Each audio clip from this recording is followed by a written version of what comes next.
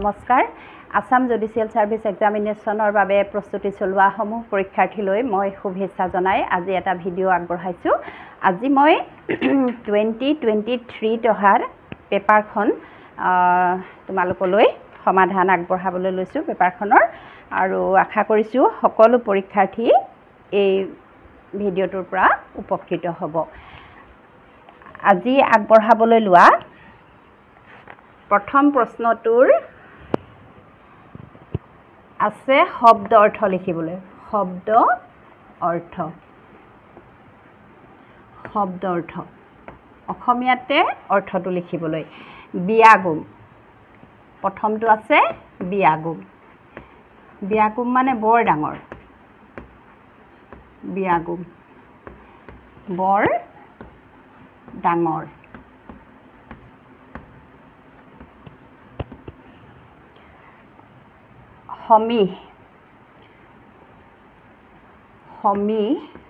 সমীহ কৰি চলা মানুহে এনেকৈ কয় যে সমীহ সন্মানজনক ব্যৱহাৰ বা সন্মানসূচক ব্যৱহাৰ সন্মানজনক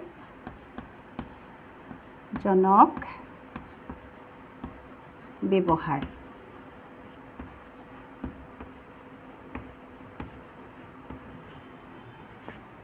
পিছৰটো আছে নিহকিন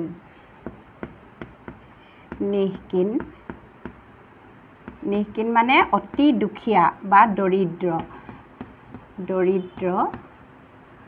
বা অতি দুখীয়া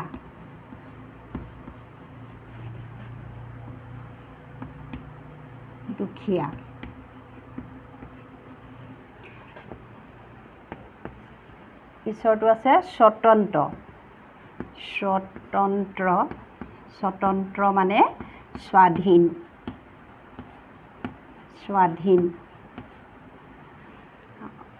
খ্যাতনামা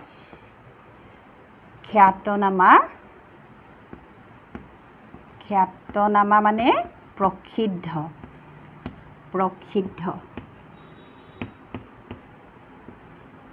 বিখ্যাত মানুহ প্ৰসিদ্ধ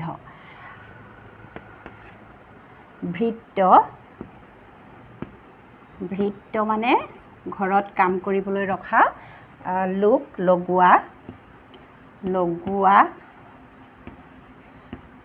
বা চাকৰ লিখিলেও হ'ব চাকৰ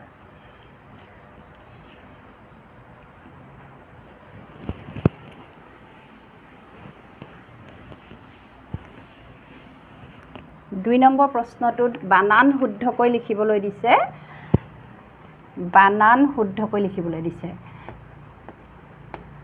বানান শুদ্ধকৈ লিখা বানানবোৰ ভুলকৈ দিছে আৰু সেইবোৰ শুদ্ধ কৰিবলৈ কৈছে। ইয়াৰে প্ৰথমটো আছে অধ্যক্ষ লিখিছে এইটো ভুল আচলতে শুদ্ধটো হ'ব অধ্যক্ষ দন্তীয় ধত ইয়কাৰ পিছৰটো অনুষ্ঠান দন্তীয় শৈথয়াস্থ দিছে এইটো হ'ব মূৰ্ধন্য শৈথয়াস্থ অনুষ্ঠান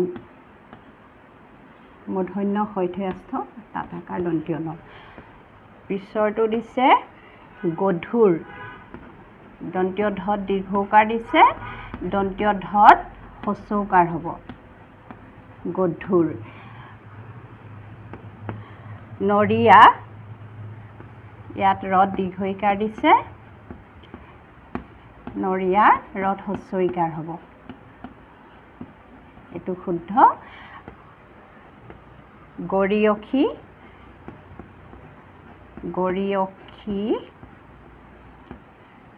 গৰিয়সী শব্দটোত দুইটাই দীৰ্ঘইকাৰ হ'ব গ ৰদ দীৰ্ঘইকাৰ অন্ত্যস্ত য় আকৌ দন্তীয় খটো দীৰ্ঘইকাৰ গৰিয়সী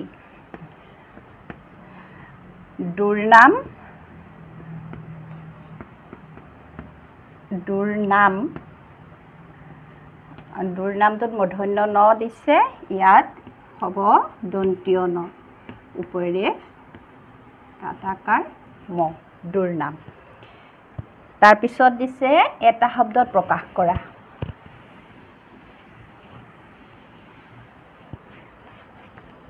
এটা শব্দত প্ৰকাশ কৰা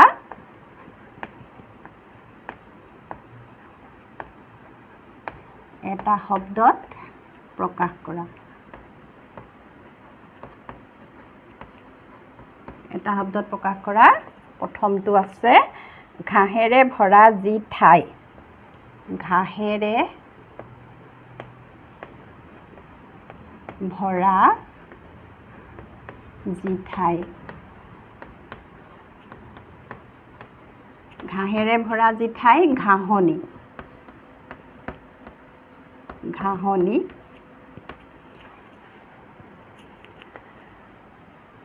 যি একে গোত্ৰৰ যি একে গোত্ৰৰ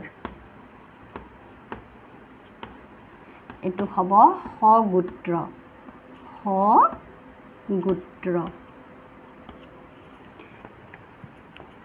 পিছৰটো আছে যি পৰৰ ঠাইত বাস কৰে যি পৰৰ ঠাইত বাস কৰে যি পৰৰ ঠাইত বাস কৰে প্ৰবাসী প্ৰবাসী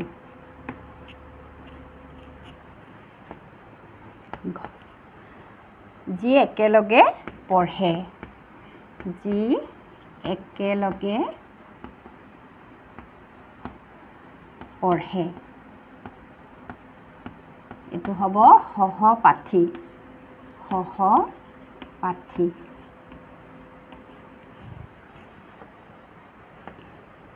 যাৰ মূৰৰ চুলি নাই যাৰ মূৰত চুলি নাই মূৰত চুলি নাই এইটো টপা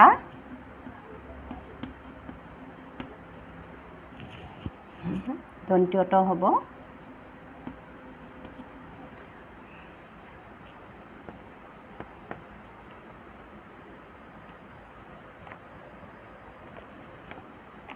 যি অলপতে শুনে যি অলপতে শুনে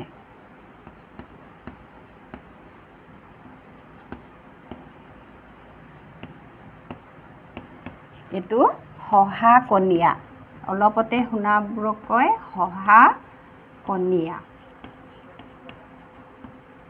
সহাকনীয়া এটা শব্দত প্ৰকাশ কৰা এইকেইটা আছিলে এতিয়া অৰ্থ লিখি বাক্য ৰচনা কৰিবলৈ দিছে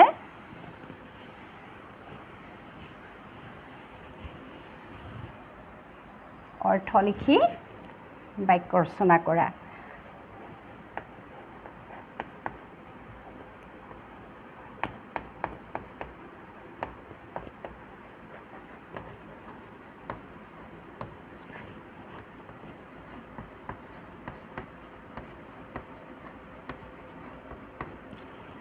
তাৰে প্ৰথমটো আছে মন ডাঠ মন ডাঠ মন ডাঠ মানে মনটো টান কৰি দৃঢ়মনা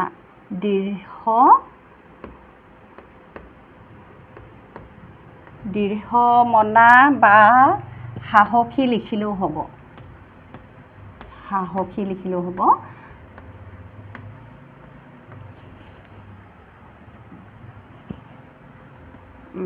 বাক্য এটা মই এনেকৈ লিখিছোঁ মন ডাঠ কৰি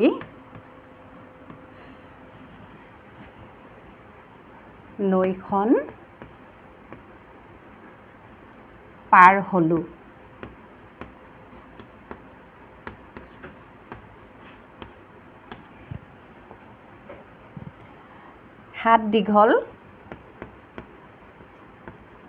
হাত দীঘল মানে ক্ষমতাশালী লোক ক্ষমতাশালী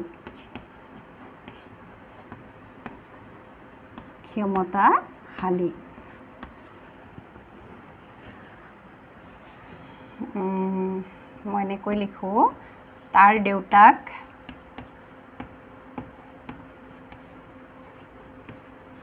এজন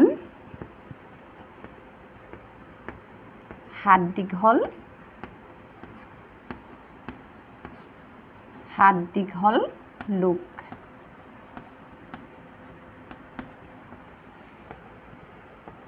পিছৰটো দিছে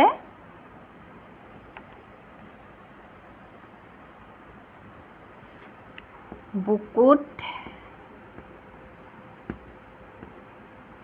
কামোৰ মৰা।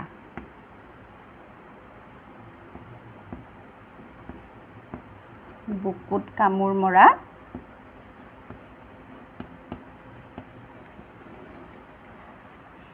এইটো হ'ব অত্যন্ত আঘাত দিয়া।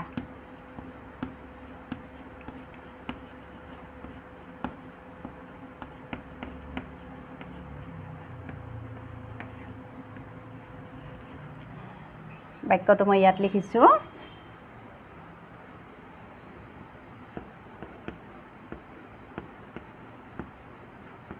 সি মোক এনেদৰে বা এনেকৈ বুকুত কামোৰ মাৰিব নালাগিছিল। বুকুত কামোৰ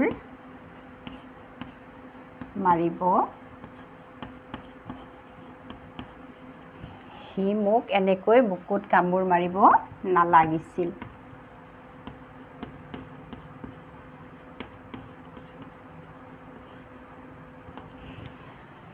আৰু এটা আছে কাঠচিতীয়া। কাঠচিতীয়া মানে বৰ নিষ্ঠুৰ লোক, দয়া মমতা নথকা। কাঠচিতীয়া নিষ্ঠুৰ।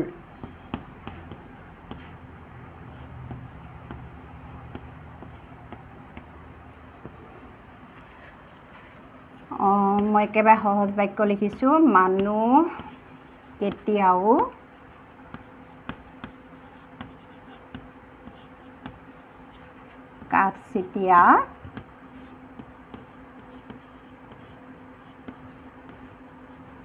মানুহ কেতিয়াও কাঠচিতীয়া হ'ব নালাগে।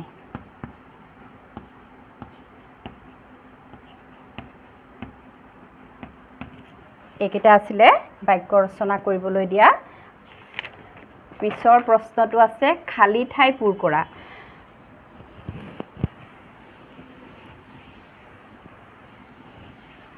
খালী ঠাই পূৰ কৰিবলৈ দিছে কেইটামান অসমীয়া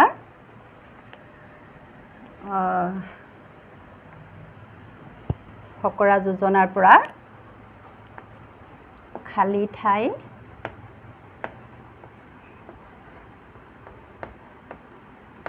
পূৰ কৰা।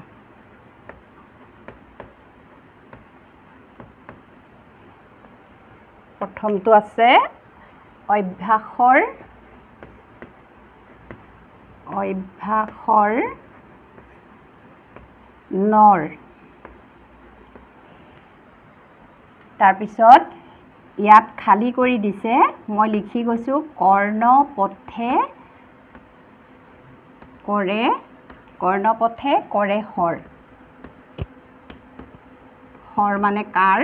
অভ্যাস কৰি থাকিলে কাণৰ ফুটাই দিও কাৰ মাৰিব পাৰে, সেইটো কথা। অভ্যাসৰ নৰ কৰ্ণপথে কৰে শৰ। এইবোৰ অসমীয়াৰ প্ৰবচন। তাৰপিছত আছে চুৰ গ'লে বুদ্ধি।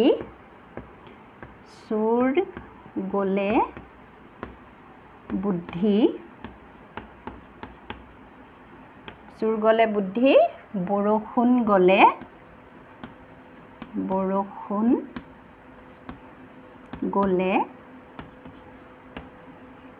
জাপি। জাপিটো খালী কৰি দিছে। চুৰ গ'লে বুদ্ধি, বৰষুণ গ'লে জাপি। পিছৰটো যত্ন, এইটো খালী কৰি দিছে। যত্ন কৰিলেহে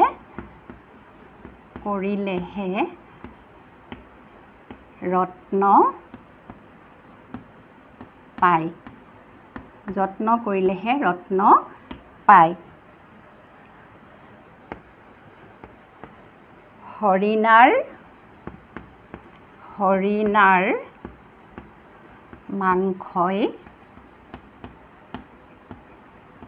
মাংসই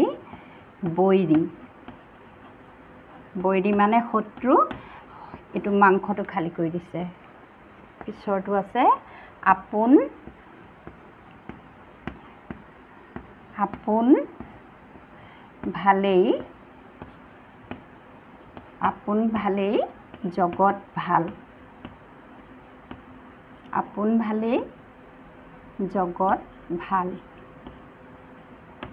আপোন ভালেই জগত ভাল ইয়াত এইটোত খালী ঠাই দিছিলে আৰু শেষৰটো আছে স্বাস্থ্যই